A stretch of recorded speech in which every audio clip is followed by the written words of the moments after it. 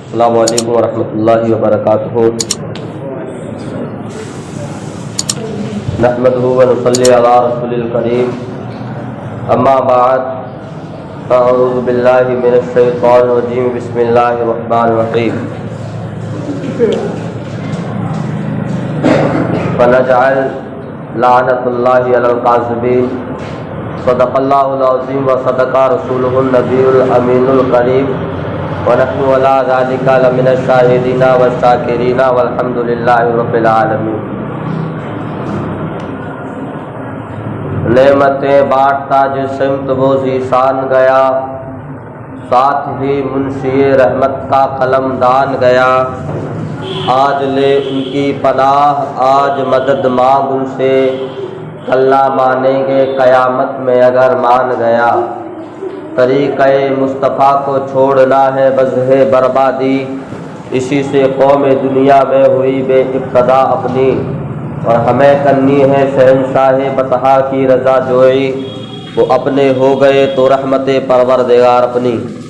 اللہ تبارک و تعالی نے اس قرآن مقدس کی آیات بینات کے صدقے میں، اس آیات بینات کے طفیل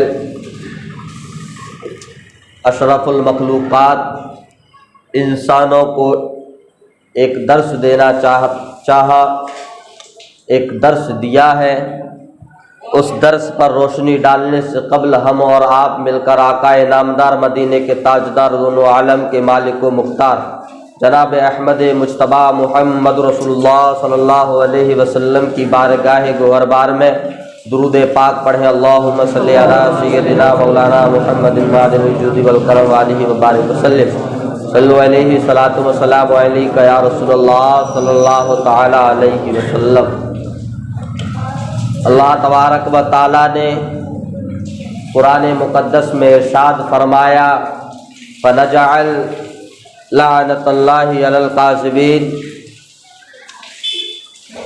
اس آیت کے ذریعے اللہ تبارک و تعالی نے بتایا کہ ہم نے جھوٹ بولنے والوں پر لعنت کو ڈال دیا ہے۔ جھوٹ کیا ہے؟ جھوٹ کس چیز کا نام ہے؟ جھوٹ کی پہچان کیا ہے؟ تو جان لو کہ جھوٹ خود ایک برائی ہے اور ایک نار جہنم میں گناہ کبیرہ میں شامل ہونے والا گناہ ہے۔ جھوٹ انسان کو جہنم کے نچلے طبقے میں لینے والی، جو ڈال ڈلوانے والی ذات کا نام جھوٹ ہے۔ اور ایک تو جھوٹ بولنا گناہ ہے ہی ہے، اس کے ساتھ میں جو جھوٹ سے تمام آپ معاشرے میں دیکھیں، معاشرے کا جائزہ لیں، معاشرے کی پرکھ کریں آپ، تو جگہ جگہوں پر آپ کو چھوٹی چھوٹی باتوں پر بحث بازیاں، لڑائیاں، برائیاں، مکاریاں ہوتی ہوئی نظر آتی ہیں۔ ان کا کہیں سے نہ کہیں سے کوئی نہ کوئی رابطہ جھوٹ سے متعلق ہوتا ہے۔ ان کا کوئی نہ کوئی کام، کوئی نہ کوئی فعل ان کا جھوٹ سے جڑا ہوتا ہے، جھوٹ سے ان کا ملا ہوا ہوتا ہے۔ ایک تو جھوٹ بولنا خود ہے گناہ، دوسرا جو جھوٹ سے برائیاں پیدا ہو رہی ہیں وہ اور سب سے زیادہ جو ہے گناہ والی بات ہے۔ جھوٹ کیا ہے؟ معاشرے کا آپ جائزہ لیں تو معلوم لگتا ہے کہ فلاں بات میں نے تم سے مختصر انداز میں کسی کے لیے کچھ کہا، تم نے جو دوسرے سے جو اپنا ربط باندھا ہے اپنی بات کا، اپنے کلام کا، اس بات کو جو میں نے تم سے اپنی بات کہی تھی تم نے اس تک وہ بات پہنچائی، تو اس میں آپ نے اپنی جانب سے 5 باتیں ایسی ملا دی جو اس انسان کو بری نہ لگنی تھی، لیکن جو تمہاری 5 باتیں اس میں ملی تو اس کو جھوٹ جو ہے لگی۔ اب ہم جھوٹ بول کر، ہم جھوٹ کی راہ پر چل کر، جھوٹ کو اپنا بنا کر کیا ہم مسلمان ہو سکتے ہیں؟ حضرت سفیان رضی اللہ تعالی عنہ حضور نبی کریم صلی اللہ علیہ وسلم کی بارگاہ گوہربار میں حاضر ہوتے ہیں. یا رسول اللہ، کیا مومن، کیا مسلمان بزدل ہو سکتا ہے؟ حضور نبی کریم صلی اللہ علیہ وسلم نے ارشاد فرمایا، کیوں نہیں، ایک مسلمان، ایک مومن بزدل ہو سکتا ہے. حضرت سفیان فرماتے ہیں، یا رسول اللہ، کیا ایک مسلمان بخیل ہو سکتا ہے؟ بخیل بولتے ہیں کنجوس کو. کیا کنجوس ہو سکتا ہے؟ حضور نبی کریم صلی اللہ علیہ وسلم نے فرمایا کہ ہاں، مومن کنجوس ہو سکتا ہے. حضرت سفیان رضی اللہ تعالی عنہ حضور سے فرماتے ہیں، حضور، کیا ایک مومن، ایک مسلمان کذاب ہو سکتا ہے، یعنی جھوٹ بولنے والا ہو سکتا ہے؟ تو حضور نبی کریم صلی اللہ علیہ وسلم نے فرمایا کہ اے سفیان، مومن کا بخیل ہونا ممکن ہے، مومن کا بزدل ہونا ممکن ہے، لیکن مومن کا جھوٹا اور کذاب ہونا ممکن نہیں ہے. مومن کی علامت کیا ہے کہ اچھائی کے راستے پر وہ چلے اور دوسروں کو چلائے. اس کے دل میں، اس کے قلب میں، اس کے جگر میں ایمان کی روشنی جگمگاتی ہو. وہ جو کام جو کرتا ہو وہ شریعت طاہرہ کے اعتبار سے صحیح کرتا ہو. وہ جب چلتا ہو تو اس کی ادا میں ایسا لگتا ہو کہ حضور کا غلام جا رہا ہے. وہ جو کلام کرتا ہو تو ایسا لگتا ہو کہ حضور کے جو ہے باز و نصیحت اس میں سما گئی ہو اور ہم جو ہے اس کے کلام و باعث کو سمجھ رہے ہیں. جب وہ بات کرتا ہو تو اس کے بعد سے جو حضور نبی کریم صلی اللہ علیہ وسلم کے اللہ اور اس کے رسول کی جو باتیں نکلتی ہے ان سے خوشبو آنی چاہیے. لوگ دیکھنے والے کہتے ہو کیا نرالا انداز ہے، کیا نرالی شان ہے. مومن کی یہ شان ہوا کرتی ہے. جب وہ اپنا کلام کرتا ہے، اپنا کلام کسی پر صادر کرتا ہے، اپنی بات کسی پر ڈالتا ہے تو اس کے منہ سے سچ بولنے کی بنا پر خوشبو آیا کرتی ہے. برائی کیا ہے؟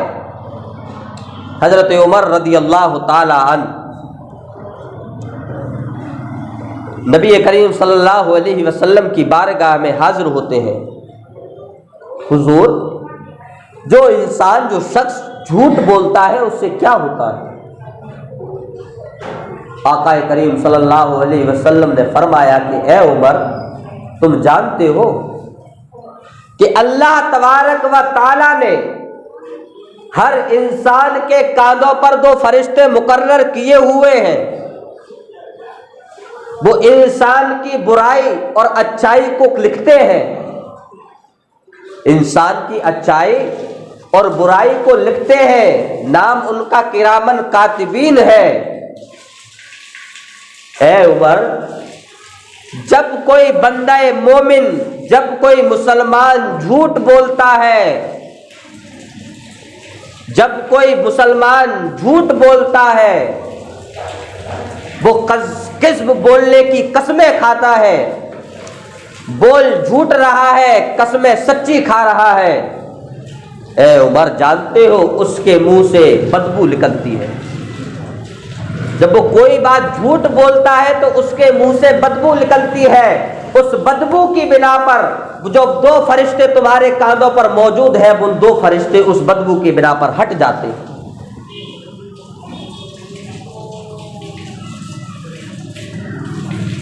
جب جھوٹ بولنے کی بنا پر جو 2 فرشتے جو ہر وقت تمہارے ساتھ تھے، تمہارے اچھے برے اعمال لکھ رہے تھے، کوئی ان کو دقت نہیں ہو رہی تھی، لیکن تم نے جھوٹ بولا، جھوٹ سے بدبو پیدا ہوئی، اس بدبو سے وہ تم سے کوسوں میل دور ہو گئے.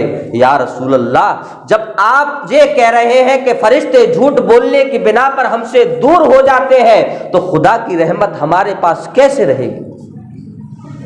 آپ غور تو کیجئے. جب فرشتے ہی ہم سے دور ہو جا رہے ہیں تو خدا کی رحمت تو بہت بڑی بات ہے.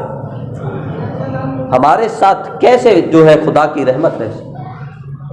خدا کی رحمت اس کو کہتے ہیں کہ انسان کا سب کچھ قول و فعل و عمل اس کے مزاج کے مطابق چل رہا ہو، وہ سوچتا ہو کہ آج میرا دھندا ایسا ہو تو اللہ کے فضل و کرم سے اس کا دھندا ویسا ہی چلنے لگتا ہے۔ آج وہ سوچتا ہو انسان کہ میرے گھر میں برکتوں کا انبار لگا رہے، میرے گھر میں رحمتوں کا نور ٹپکتا رہے، میرے گھر میں رحمتوں کی بارش ہوتی رہے، تو اس کے مطابق ویسا ہی ہوتا ہوا نظر آتا ہے۔ اس انسان کا نام جو یہ نیک نیت اپنے دل میں کر لیتا ہے، اس انسان کو مرد مجاہد اور مومن کہا جاتا ہے۔ اور جھوٹ بولنا ایک جہنم میں لے جانے والا گناہ ہے۔ تو جب آقا نے فرمایا کہ اے عمر، جھوٹ بولنے کی بنا پر اس کے منہ سے بدبو نکلتی ہے اور اس بدبو سے فرشتے دور ہو جاتے ہیں، تو جھوٹ بولنا یعنی سب سے بڑا گناہ ہوا۔ تو مومن اور برائی، ایمان اور برائی کی دو چیزیں ایک ساتھ جمع نہیں ہو سکتی، یعنی جس مومن کے دل میں ایمان کا دیا روشن ہوتا ہو وہ مومن کبھی جھوٹ نہیں بول سکتا، اور جو انسان جھوٹ بولتا ہو وہ کبھی مومن نہیں ہو سکتا۔ آپ غور کیجئے، جھوٹ بولنے، آج ہم معاشرے میں جتنی برائیاں پھیل رہی ہیں سب جھوٹ کی بنا پر۔ ہر بات میں ہم جھوٹ بولتے ہوئے چلے جاتے ہیں، ہر بات میں جھوٹ بولتے ہیں۔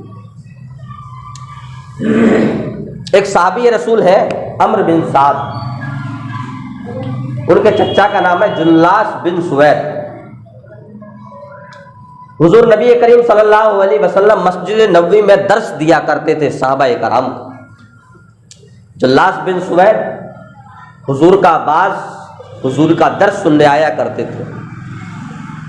ایک دن اپنے بھتیجے کو لیا، حضرت جو ہے عمرو بن سعد کو، انگلی پکڑ کر چلنے لگتے ہیں۔ 4 سال کا ننھا بچہ عمرو بن سعد چچا کی انگلی پکڑ کر حضور نبی کریم صلی اللہ علیہ وسلم کا باز سننے کے لیے، ان کا درس سننے کے لیے مسجد نبوی میں حاضر ہوتے۔ جلاس بن سوید حضور کا باز روز سننے آیا کرتا تھا۔ حضرت عمرو بن سعد رضی اللہ تعالی عنہ وہ بھی آیا کرتے تھے۔ حضور کا باز اس 4 سال کے ننھے بچے کو حضور کا انداز، حضور کی بات اچھی لگنے لگی، پیاری لگنے لگی، اور کیوں نہ ہو حضور کے بعد سے کوئی بات نکلے اور وہ کسی کے دل میں جو ہے جگہ نہ بنا لے۔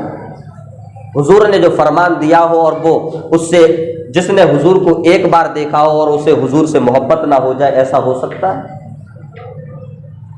ایک دن کیا ہوا، جلاس بن سوید جو عمرو بن سعد کا چچا تھا، وہ حضور کا بات سننے نہیں آتا ہے۔ حضرت عمرو بن سعد رضی اللہ تعالی عنہ اکیلے چل کر حضور کا بات سننے کے لیے آئے۔ قربان جائیے ایسے بچے پر، 4 سال کے بچے پر۔ اللہ کرے ہمارے بچوں کو بھی ایسے ہی توفیق اور رشد و ہدایت کا جو ہے پیروکار بنائے، ہمارے بچوں کو ایسے ہی جو ہے تعلیمات میں ڈھلنے کی کوشش جو ہے ہم کریں، اللہ ان کو کامیاب و کامرانی عطا فرمائے۔ حضرت عمرو بن سعد رضی اللہ تعالی عنہ جب حضور کا بات سن کے گئے تو اپنے چچا جلاس بن سوید سے کہا کہ اے چچا، آج تم محروم ہو گئے، آج تم ایک بہت بڑی بات سے محروم ہو گئے۔ آج جانتے ہو حضور نے قیامت کے اوپر باز کیا، قیامت کے اوپر باز کیا۔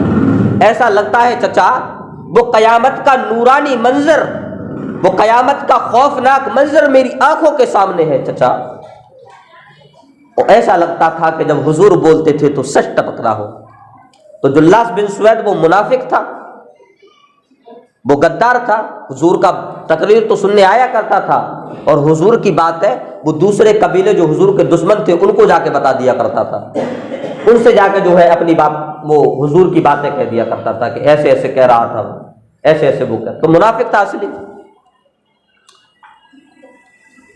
تو جلاس بن سوید حضرت عمرو بن سعد جو 4 سال کا بچہ ہے، اس نے کہا کہ چچا آج تو آپ محروم ہو گئے، حضور نے بہت اچھی قیامت کا جو ہے قیامت کے اوپر بات کی تھی، قیامت کا واقعہ، قیامت کا منظر بتایا تھا، اور اتنا سچ منظر بتایا قسم خدا کی، میری آنکھوں کے سامنے وہ قیامت کا پورا منظر کھنچا ہوا ہے، پورا نقشہ کھنچا ہوا ہے۔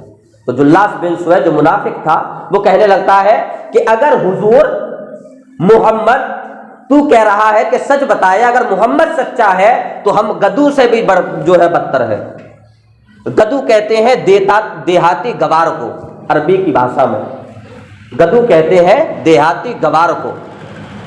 تو جلاس بن سوید کہتا ہے کہ اگر نبی محمد اگر سچ بولتا ہے تو ہم گدو سے بھی گیا گزرا ہے۔ عمرو بن سعد کو غصہ آتا ہے، کہنے لگتا چچا آپ تو مجھے حضور کے پاس لے جایا کرتے تھے، آپ بات سنا کرتے تھے، آپ رشد و ہدایت کی جو ہے باتوں کو جو ہے سنا کرتے تھے، مجھے بھی لے جایا کرتے تھے، لیکن آپ کو اچانک کیا ہو گیا؟ آپ یہ حضور کے بارے میں کیسی باتیں بہکی بہکی باتیں کر رہے ہیں؟ چچا میں تم کو دو باتیں بتاتا ہوں، چاہے تو آپ حضور کی بارگاہ میں جا کر توبہ کر لیں، نہیں تو میں یہ تمہاری بات حضور کو جا کے بتا دوں۔ تمہارے پاس دو آپشن ہے، چاہے تو چلے جاؤ۔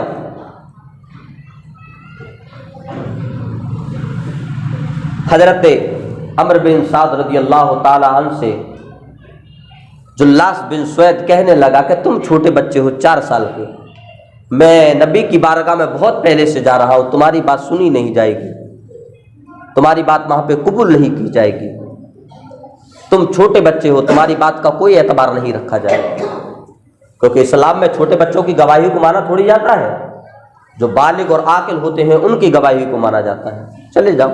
حضرت عمرو بن سعد رضی اللہ تعالیٰ عنہ حضور کی بارگاہ میں حاضر ہوتے ہیں، یا رسول اللہ میرے چچا جلاس بن سوید نے ایسا ایسا آپ کے بارے میں کہا کہ اگر آپ جو ہے سچے ہیں تو ہم گدو سے بھی جو ہے گئے گزرے ہیں۔ حضور خاموش ہو گئے۔ حضور نے کہا، صحابہ کرام بیٹھے ہوئے صحابہ کرام سے کہا کہ یہ بچہ کہتا ہے کہ جلاس بن سوید نے ایسا ایسا کہا ہے، آپ اپنی رائے کے مطابق بتائیں، اور مشورہ کرنا یہ حضور کی سنت ہے، یعنی اپنی بات 5 لوگوں میں جو ہے ان سے مشورہ کرنا کہ یہ بات سچ ہے کہ نہیں سچ ہے، یہ حضور کی ادا ہے، حضور کی سنت ہے۔